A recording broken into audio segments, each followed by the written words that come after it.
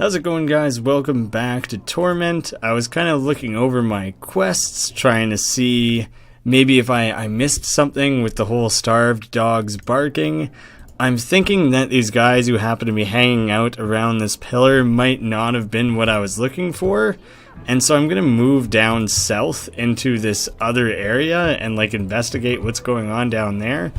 I also used a bunch of bandages to heal myself up just in case I do encounter something that might, kill me otherwise. There are more spires now, so maybe this was the right direction and they were just random thugs before. Here's one of those collectors, the guys who supposedly just collect bodies and bring them to the mortuary ahead of time. When they aren't technically supposed to be there yet, not quite dead. Oh yeah, so here they are. I was wondering if they would be properly named rather than just being labeled thug. This wild-eyed man is hunched over, barking and howling at the top of his lungs. Beneath his thick, matted hair, you can make out a series of strange tattoos. They run the range from screaming faces to bizarre geometric shapes. Oh, he's a bit of a mathematician, perhaps. To what appear to be lines of verse. He is almost naked, but the dirt and filth covering him gives him the semblance of modesty. Greetings, or give a long, forlorn howl. I'm gonna bark at this guy, howl at him like a moon. The man whirls on you as he hears your howl, then he gives a lopsided grin and throws his head back, howling with you. He stops a few moments later, then resumes his loping about, snarling and barking like some feral dog. You really gotta commit to this bit to be a part of this gang. If you're really gonna half-ass it, then I guess you're not welcome. Snarl back at him, baring your teeth. The man's barking ends with a snarl, and he leaps at you. If this is how you want to die, Wolfman, I guess we're fighting. I wasn't sure if maybe we would become buddies because of all this. Who's doing all this damage? Was that me or him? Oh shit. Talk about beating a dead horse. We're not beating a dead horse, we're beating your corpse back here with my teeth. Beating a dead me. You dragged me back here with your teeth? That's fucked. Oh, thank God I get to hang on to all my stuff. I thought I was going to have lost everything. I was also wondering if I was going to lose some of my journal entries and shit like that.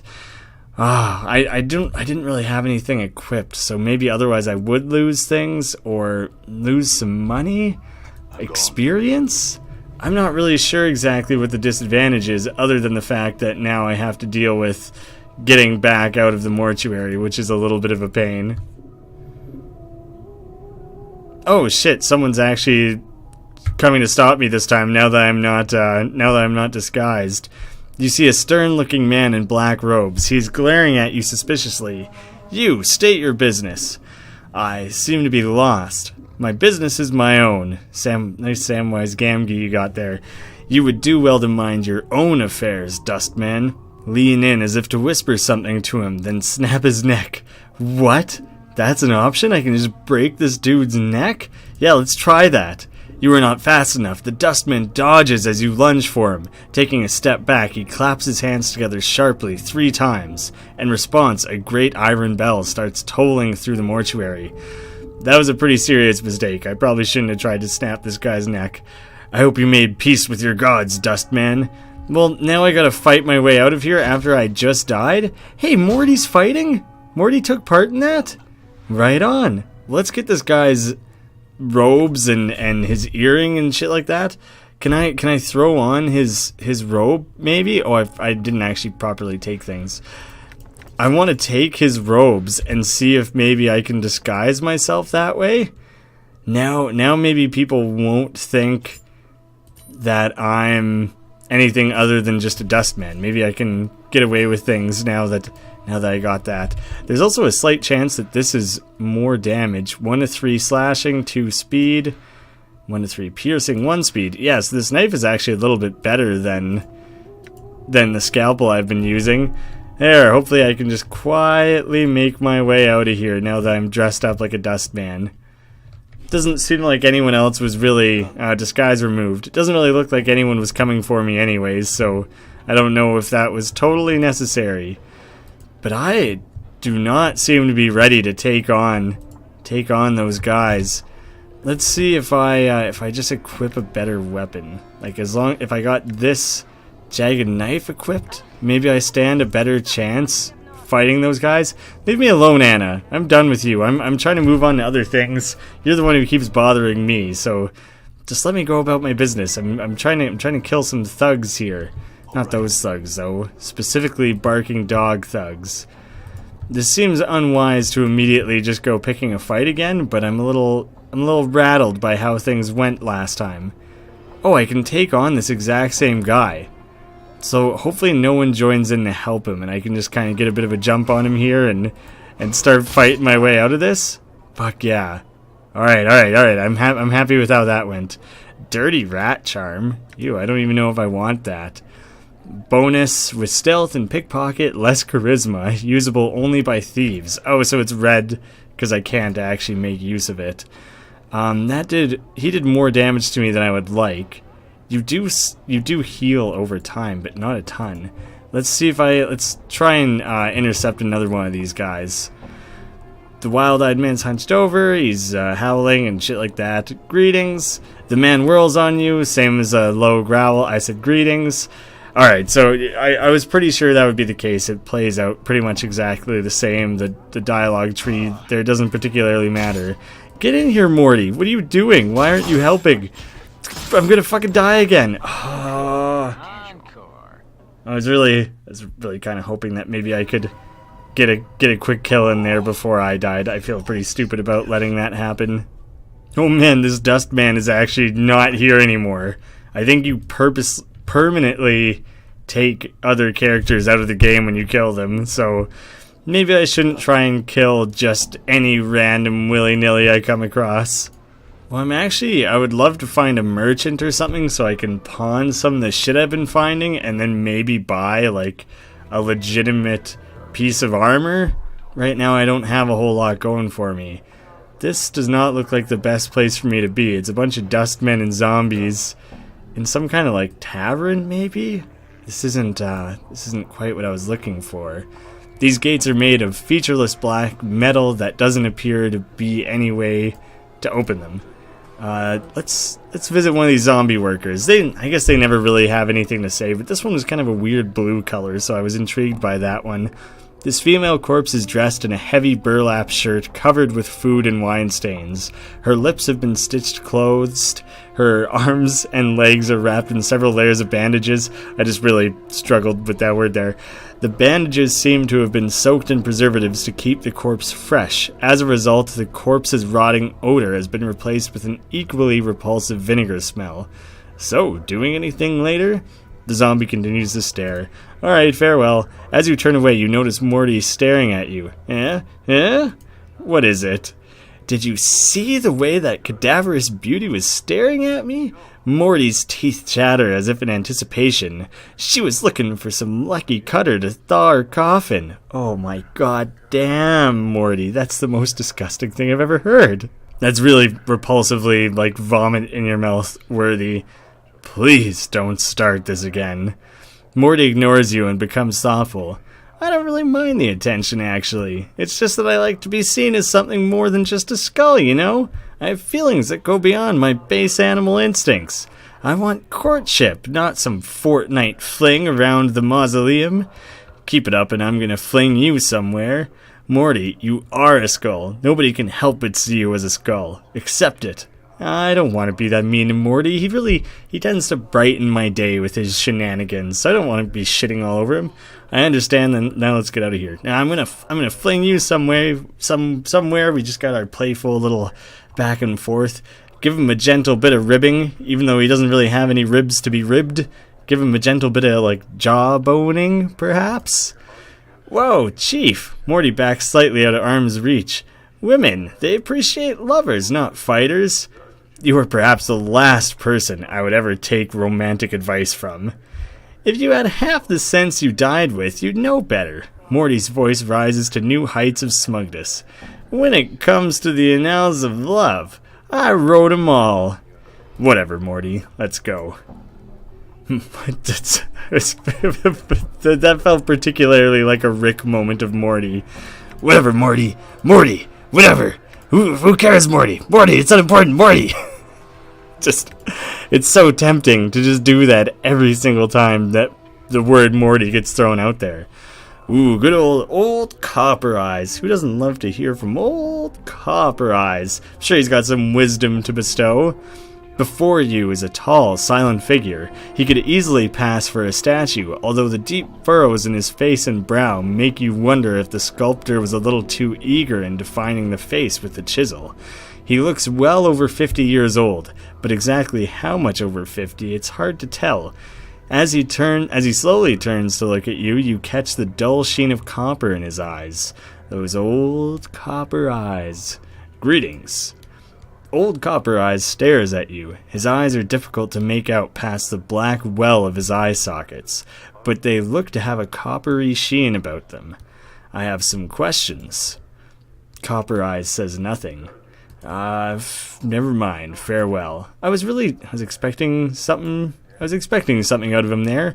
I wonder if I need more intelligence to get more dialogue options, then maybe I could hear something from Copper Eyes. I guess I'll just talk to Norachidge instead. A name that I just won't even have the slightest inkling of how I'm supposed to actually be saying that. You see a spindle-thin Dustman in dirty black robes. His stiff black hair springs forth from his skull into a crown of spikes, and his leper white skin is drawn sharply across his skull. He is frowning into his dirty drink, and mumbling to himself. I don't know why, I caught myself leaving out the word dirty once there, so I just started sticking it in wherever, I don't even know. Greetings. The Dustman looks up, blinks once, then looks you up and down, studying you. As he studies you, he takes one of his spiked locks and points at himself with it. Norachidge, Initiate, Dustman, Guard. You look troubled. Norachidge? It really seems like the nameless one's even hesitating with it there. He touches his face and traces the shape of his frown with his finger. Troubled, yes. What's wrong? The Dustman looks you up and down. Many troubles have I. Help can you. A mausoleum awakes, the dead walk, the dead disturbed, the Dustmen disturbed. Find out what disturbs the undead, and copper coins will I pay. Very well, where is the mausoleum? My journal. Norachidge nods. Mausoleum by Dustman Memorial. Oh, yeah, okay, that's where we met some of those other characters, one of which I meant to go back and talk to. The Death of Names, I think it was? Go north and west from Black Monument. Go to Arch and a semicircle over your heart with this finger this make. What the hell? I think that's the sign for getting in, maybe? He wiggles the index finger on his right hand. To the mausoleum. Go you will. I'll look into it then. Farewell.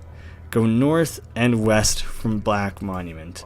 Maybe we'll go check that out soon. I feel like there was one other person, the Skeptic. Let's talk to... Oh, okay, there's a few people with special names. Makes me single them out and want to talk to them a little bit more.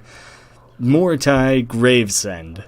This teeny wizened man is dwarfed by his huge Dustman robes. They look as if they were chosen to cloak his small stature. Although he looks to be in his late 90s, this man is extremely energetic. He fidgets continuously, and his eyes dart around the bar like a bird's. Greetings. The man's eyes gleam as he takes your measure, and he gives a slight nod in greeting. Hail and well met, traveler. You look like one who is just getting their sigil legs about them. He trails off. Pardon me, have we met before? Your face seems familiar somehow. Possible. Are you certain it was me? No, at least I don't recall you. Probably don't play up the fact that you got this weird undead amnesia going on. Maybe I was mistaken. Mordecai shakes his head. Well, no matter. How is it that Mordecai Gravesend may help you? Do you seek... He clacks his tongue as he speaks. The contract, perhaps? Contract. The contract. Why, it is but a simple transaction. From the depths of his huge robe, Mordecai pulls forth a dusty parchment and a quill pen. I give you 50 commons. In return, after death, the Dustman faction may claim your remains. He smiles, then clucks his tongue. What use will you have for them at that point anyway? What do Dustmen do with the body? Wait, he wants my body? I give you 50 after death, claim your remains. Yeah, they want my body, don't they? Why the fuck would I want 50 commons for my body? What's up with this? 50 coppers for my corpse? Very well, I'll sign. Oh, I get 50 commons now, and they get my corpse. I don't think I really want to sign up for that. Not interested, thanks. I did have some questions, though. What do you do with my body? Mortai holds up his hands as if he doesn't know. What does it matter? It is of no consequence when you pass on. It matters to me. Well, if you must know, oftentimes nothing is done with the body, and it is we the Dustmen who have wasted all that money. More fools us. Mortai gives a slight smile, then looks apologetic. But rarely there are times when the workers in the mortuary need to be replaced, and then we may have a need for your body. You mean I'll be animated as a corpse and put to work in the mortuary? That doesn't sound good. Not interested. Doesn't sound good. But no harm is done. No pain. Mortai raises a finger as if to emphasize the point. And there's no danger. In exchange for money you can spend in this life, you merely have to give us something you will have no need of anyway once you have died. Mortai taps his chest. I signed the contract myself, if you must know. I shall have no need of my body when I pass on. I'll consider it. For now I have other questions. Well, I'd prefer to rest in peace for a number of reasons. I don't think you can help me. I am not confident that they won't just come and try and kill me and, claim my body a little early or something. Maybe you guys will maybe you will think differently in the comments and you think, hey, go back to Martai and go claim your 50 copper. You only got 8 right now. Could have made it 58. So maybe if you guys steer me that way, then maybe I'll go back to it. But for now, I don't think I want to. I have some other questions perhaps. Can you tell me about some of the patrons? Not gonna have. Tell me about the patrons. Of course, which patrons do you wish to know about? Ooh, Old Copper Eyes. Yeah, I definitely want to know about Old Copper Eyes. Mortai's eyes go cold. The one with eyes of copper? Yes. No. When I say Old Copper Eyes, I mean that guy over there with the blue eyes. I like to call him Old Copper Eyes. It's a bit of a misnomer, though. It's an old childhood story. It doesn't mean anything, honestly. His eyes speak enough about his purpose here. He makes a semicircle over his heart. A member of the Dustmen he may be, but I would never sign a dead contract with him. Copper in his soul, and to me, that speaks of an excess of passion for money. He is a Dustman in name only. Are Dustmen not allowed to feel passions? You mean I could sign a dead contract with him? Yeah, now I'm curious about that. Yes, but it is much better that you sign with me rather than that greedy monster. He clucks disapprovingly. Greed is the passion that kills, and to a Dustman it is twice as deadly. Do not trouble yourself speaking to Copper Eyes, good sir. Deal with me instead. Are Dustmen not allowed to feel passions? Oh my, yes. Mortai frowns. Too much passion. Too much emotion prevents one from reaching the true death. To be passionate runs contrary to the philosophy of our faction. Well, I think I've probably heard everything I want to from you. Glad to have heard about Old Copper Eyes. Mortai nods as you turn to leave. He has a strange expression on his face. Is there something wrong? Mortai frowns. Forgive me, I must ask again. Are you sure we haven't met before? Possibly. I do not recall you. Ooh, this is a tough one. Possibly. Mortai shakes his head. Well, no matter. Farewell. Yes, farewell. Mortai studies you as you leave, and you hear him mutter under his breath. Something about that one. Ooh, very ominous. Leaving things very ominously there. Who is the last person? The Skeptic. I wanted to talk to Seer before I left. As you approach, the elderly woman turns and stares at you. La, look who comes a-calling on Seer today. Death's dearest son. Oh, does she know that I'm the guy who revives over and over? She looks you up and down, then shakes her head in disbelief. By every power and its mother, boy, what crypt did you crawl out of? I didn't crawl out of any crypt. I'm fresh from the mortuary, actually. Maybe she won't believe me. That's so. Seer raises an eyebrow. Oh, she's skeptical. She's a skeptic, so maybe she won't believe me. Warms my ears to hear you gave that place the laugh, boy. Not much of a watering hole for one who isn't relieving themselves. She sniffs. Too many cobwebs and dusty minds. You don't like the mortuary? Aren't you a dustman? A dustman?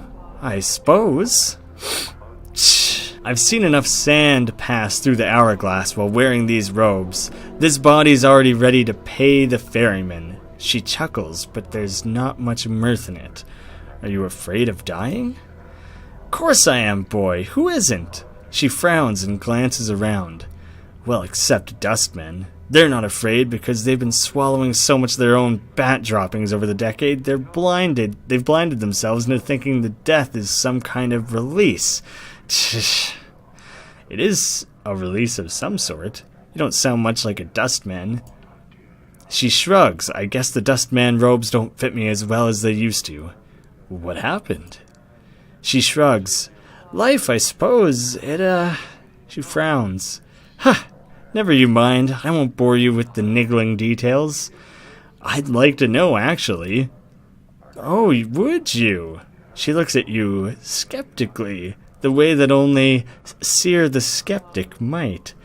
Tch, how old do you take me for, boy? Truth? Old. Let her down gently, not too old. Lie out of kindness, rather youngish. I'm old. I'll say old. Well, you're wrong. I'm really old.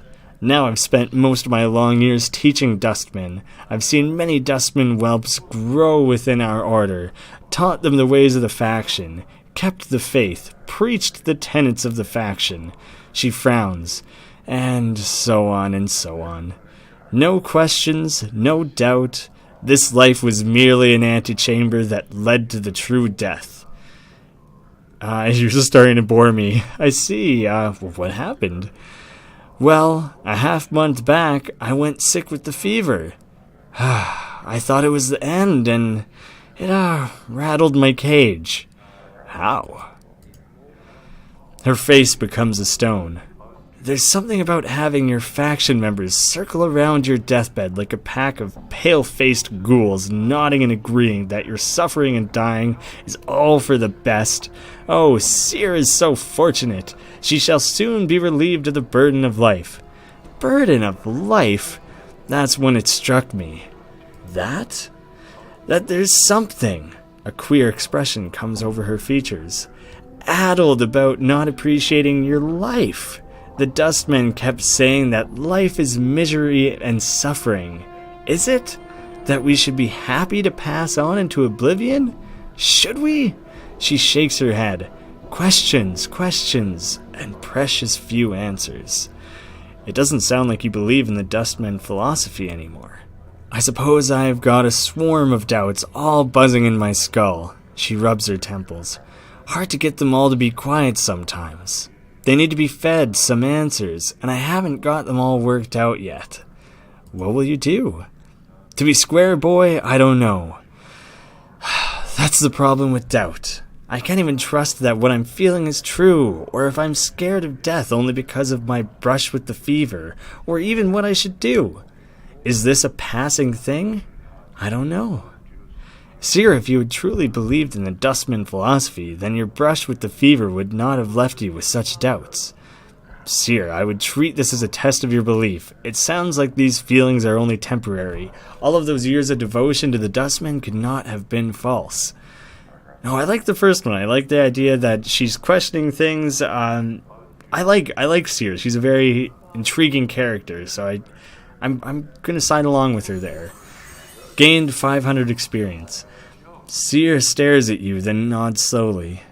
Maybe so, maybe so. She frowns, her face wrinkling up in concentration. I'll have to chew it over some more. You should, it's no small matter. Now, enough of me rattling on about my woes. Seer stares at your scars. You look like you've shared a few handshakes with death yourself. Hasn't that changed your views somewhat? Doesn't it make you appreciate life a bit more? Well, my brushes with death are a lot closer than those of other people. I can't seem to die, at least as far as I know. Not really. I'm kind of curious if I open up about this repeated dying thing, what she has to say. Seer blinks. You're rattling my coffin. Yeah, I'm just joking. No, it's true. I don't really want... It's true. Strange are the ways of the plains, and I've seen too much to throw any tale out with the wash, but you're the skeptic. Why are you not more skeptical? I guess maybe her and I are just getting along well. She studies your face. If it is true, why does this happen? I don't know. All I know is I woke up in the mortuary with no memory and covered with enough wounds to kill me 3 times over. Now don't be saying that too loud. She glances around. Most peculiar. Never heard of anything like that. Shame about the memories. Do you have any idea why this happens? Nay, not a one. Never knew anyone who death wouldn't take, until now. Well, perhaps I could ask you some other questions. Questions, eh? Well, you can ask. Seer looks at you with a steely eye, then smiles. Crypt crawler? I like that nickname. It's cool. I didn't crawl out of any crypt. I wanted to ask you about some Dustman. Let's ask about Farad. I haven't asked anyone about him in a little while. Seer's face crumbles into a frown. That dog. He's the worst of the collector lot. I heard he has his kip set up somewhere in Rag Pickers Square, many streets west of the mortuary gate. Dangerous place, though. Some of those collectors aren't patient enough to wait for folks to die so they can sell them for jink. I see. I have some other questions. And Dustman in particular, no harm. Who's on your mind? Hold Copper Eyes. Hold Copper Eyes. I don't know much about that one. He's a strange blood. He never moves from the spot, never eats, never drinks, just waits. She shivers slightly. Makes me uneasy. Maybe I could ask about someone else. Doll. Ooh, the Embalmer. I do want to know about that, actually. Like, really badly. Who? A strange young woman, poor eyesight, near deaf, talents for hands. Yeah. Seer shakes her head. Maybe she's a new initiate. I've never heard of her. Very well. I think I've had enough. It's been great talking to you, Seer. I actually learned a lot, so thank you for your time, but I must take my leave. Farewell. I feel like I gathered quite a lot of info from this little area here. There's some cool shit going on. I know that I can come make the contract at some point. Didn't really progress any quests, I suppose. But I feel like I am really fleshing out the lore a lot. You know, one little conversation at a time. And so that always feels good. That's one part of this game I'm really enjoying, is talking to these different characters and trying to learn a little bit more. And so now I'm a little torn. I believe next time I'm going to come back and try to work on getting Sevtai her revenge, but I also have this mausoleum thing to walk into, but I think I'm going to focus on this revenge thing. My goal is going to be to find a merchant, sell some stuff, buy some stuff. Possibly I'll be signing that contract if I'm desperate enough for copper. Just depends how much things cost. Please weigh in on the comments on that. I'd be curious to hear what you guys think. I won't be recording the next episode until tomorrow, so there's a little bit of a window there where you can provide some feedback. Thank you guys so much for watching. I'll see you again tomorrow.